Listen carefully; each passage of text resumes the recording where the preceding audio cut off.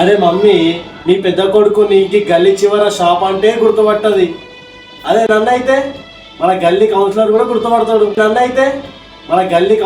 గుర్తుపడతాడు. Mummy ఎట్లున్నా?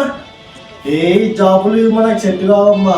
అన్న daddy పైసలు పెట్టి ఏదో ఒక బిజినెస్ పెడతారు, అలా నేను సెట్ అయిపోతా.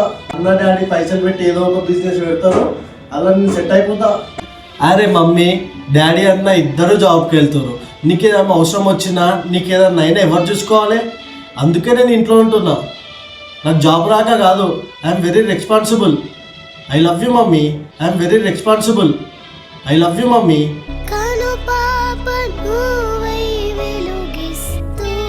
అందరు నన్ను తిడతారమ్మా. అటు డాడీ తిడతాడు, అటు అన్న తిడతాడు. నువ్వు నన్ను తిట్టకమ్మా, చాలా బాధ అవుతుంది.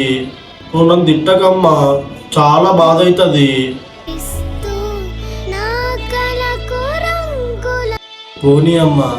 సరే కానీ ఒక 1000 రూపాయలు ఇస్తావా? దోస్త్ బర్త్డే ఉంది.